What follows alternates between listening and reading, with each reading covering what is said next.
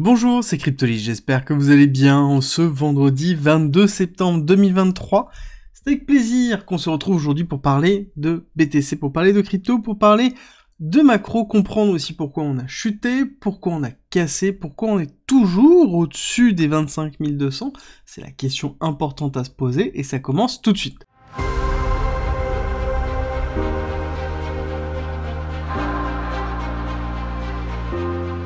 On va commencer par Stadder qui est un protocole qui permet de faire du liquid staking. Alors, liquid staking, si vous connaissez pas, c'est assez simple, c'est le fait de pouvoir staker ses tokens, protéger par exemple la blockchain Ethereum en déposant ses Ethers, non pas sur un nœud parce qu'il faut posséder les 32 Ethers, mais ça va être utilisé par exemple un protocole qui s'appelle Lido ou tout autre protocole, il y a Rocket Pool, il y a plein d'autres choses. On dépose une partie de ces Ethers, on récupère la contrepartie qui va être par exemple pour Lido des STETH, et que l'on peut vendre, que l'on peut trader, que l'on peut déposer pour pouvoir emprunter, qui sont liquides. C'est ce principe de liquid staking, c'est-à-dire qu'on dépose des tokens pour protéger une blockchain, et on récupère des tokens qui sont la collatéralisation de ce token que l'on a déposé en staking, que l'on peut après vendre, faire ce que l'on veut. Et là, le principe, il est un petit peu plus poussé parce que c'est créer un token qui représente la pluralité des dépôts que l'on veut avoir sur plusieurs blockchains. Et le RSETH permet de faire ça. Donc là, on est dans quelque chose qui est hautement avancé en termes de structuration au niveau de la finance décentralisée, dans lequel on a quand même un certain nombre de risques. Je pense que je vous ferai une vidéo directement sur le protocole Stadder, ça devrait pas trop tarder, je pense, dans les semaines à venir. À côté, nous avons la régulation anglaise qui est en train d'avancer au niveau de la crypto et notamment sur les sociétés crypto et leur manque d'engagement sur les nouvelles règles qui ont été imposées. Pour rappel, Bybit est en train de partir justement de l'Angleterre parce que les règles deviennent de plus en plus compliquées à pouvoir appliquer et à pouvoir se conformer. Et derrière, justement, toute la notion de réglementation sur la communication et la promotion va avoir un impact très fort au niveau de l'Angleterre. Angleterre, pour rappel, il y a à peu près 9 mois, on disait que c'était un peu la terre sainte de la crypto. Et ça nous rappelle que ce n'est pas parce qu'à un moment donné, on a une régulation qui est favorable crypto que ça va rester continuellement. Ça fait écho au message de Vitalik Buterin qui nous explique que, attention, Singapour, ce n'est pas parce que c'est le moment, c'est intéressant d'être à Singapour que ça restera toujours le cas. Il faut prendre de la distance et faire toujours très attention. À côté, nous avons Binance, dans lequel on a un dépôt directement pour essayer d'annuler la plainte de la SEC. Ça fait écho à la décision du juge il y a peu qui avait refusé les demandes de la SEC de pouvoir faire une investigation totale sur Binance. Ils avaient dit qu'il fallait déterminer quel biais ils voulaient utiliser pour faire une enquête, c'est-à-dire qu'on doit déterminer, voilà, je veux faire une enquête pour trouver ces éléments-là, il faut que ce soit précis, on ne peut pas faire une enquête générale, il faut qu'on cherche quelque chose, et justement, ils utilisent cette partie-là en disant que l'enquête de la SEC n'est pas fondée, et que c'est quelque chose qui a pour but de trouver quelque chose pour les poursuivre. Clairement, ça n'aboutira pas, on le sait, mais ça n'empêche qu'ils essaient de se défendre comme ils peuvent directement. Je pense qu'on devrait avoir dans les semaines qui arrivent la validation d'un juge sur l'enquête de la SEC pour pouvoir justement analyser et enquêter directement Binance de façon plus ouverte.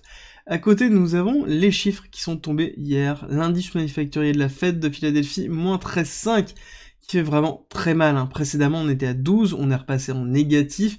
Quand on va regarder un petit peu ces chiffres-là, il y a plusieurs éléments qui sont intéressants. Il y a ici, le General Business Activity, où on voit qu'on est en train de s'enfoncer. On est vraiment en train de s'enfoncer ici, dans lequel on a le current qui est en train de se mettre en place, et on a le futur qui est décalé. D'accord, on voit bien que on n'arrive pas à maintenir, et systématiquement, dans les prévisions qui sont effectives, on est toujours bien en dessous, et donc ça sous-entend que là, on devrait être encore bien en dessous des perspectives. Et moi, ce qui m'a vraiment choqué, ça va être, vous allez voir, le nombre d'employés, dans lequel on voit les perspectives qui sont à peu près cohérentes, bien que toujours bien en dessous.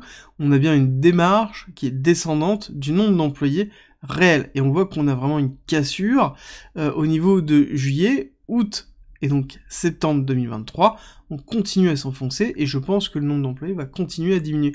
Ça sous-entend principalement que là, on a une diminution de l'augmentation des emplois, et n'oubliez pas que le taux de chômage est un élément très important d'une récession. Et donc, on est quand même dans cette démarche-là où il va falloir faire très attention sur le taux d'emploi, sur ces éléments-là, et forcément on a une réaction du marché qui a été relativement forte. Dans tous les cas, je passerai demain directement sur la vidéo sur ces éléments-là, on va revenir sur tous les éléments que l'on a eu, que ce soit le discours de la Fed, que ce soit les emplois, et se projeter sur le BTC, sur la macro, pour voir où on se situe, et vous allez voir que ça va être très intéressant, et ça c'est demain 13h30. En attendant, on voit qu'on a eu une chute de quasiment 1,7%, 1,8% au niveau du SP500 qui a fait très mal, hein, qui est la continuité d'hier.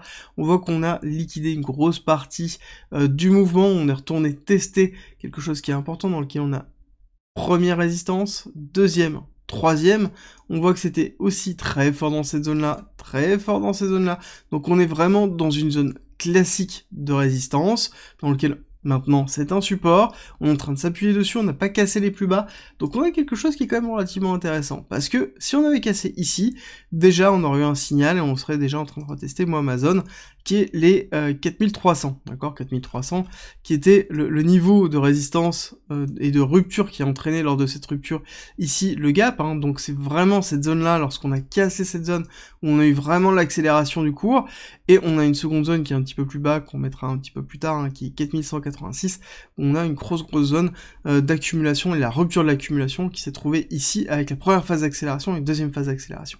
Donc on est dans quelque chose de classique, au niveau de la structuration du prix. Par contre, j'aurais bien aimé qu'on casse ce niveau-là très vite et qu'on consolide en dessous. Ce n'est pas le cas, donc il va falloir patienter ici, à savoir que sur la semaine, ça donne ça. On voit très bien qu'on a une semaine qui est très compliquée. Donc pour moi, il va falloir attendre la clôture de semaine, voir si on arrive à casser en dessous.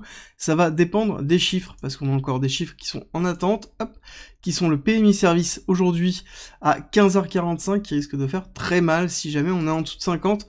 En dessous de 50, clairement, on va s'enfoncer et on ira directement combler le gap qui est présent. J'ai un petit niveau de retest qui se trouve ici, hein. Pour moi, là, ce serait cohérent d'aller faire un petit retest de cette partie-là, dans lequel on a la possibilité de réaccélérer à la hausse, câbler ici, et ensuite casser en bas, d'accord? Accélération, on reteste, hop, on redescend, on peut faire une petite accélération supplémentaire pour combler une partie et aller chercher cette partie d'imbalance, pour ensuite chuter, ce serait tout à fait cohérent, donc on va falloir faire attention.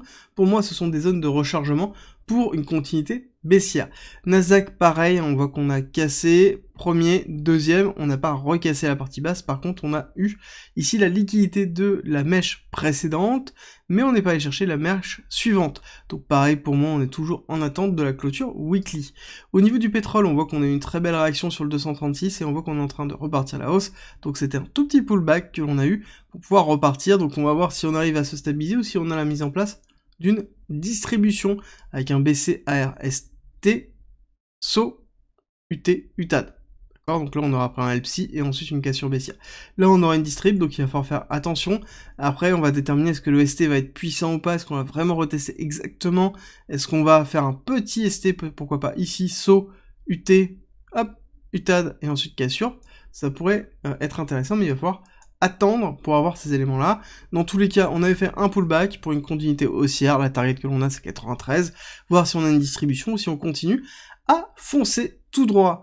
L'élément important que l'on verra aussi très fortement demain, c'est les obligations américaines, donc l'intérêt que rapporte une obligation US, dans lequel on voit que sur les 10 ans, on continue à casser à la hausse, on a bien fait la rupture ici, 5 ans, pareil, 2 ans, pareil, on continue vraiment à structurer à la hausse, les 2 ans c'est vraiment impressionnant, même si on a ravalé une partie, ça sous-entend deux choses, ça sous-entend que là on a une crise obligataire qui est en train de se faire, et potentiellement la mise en place d'une rotation structurelle qui va arriver, et donc là, on va faire très attention, parce que là, c'est le type d'élément dans lequel on pourrait avoir les actions qui sont en train de casser baissier. Je vous explique tout ça demain, 13h30.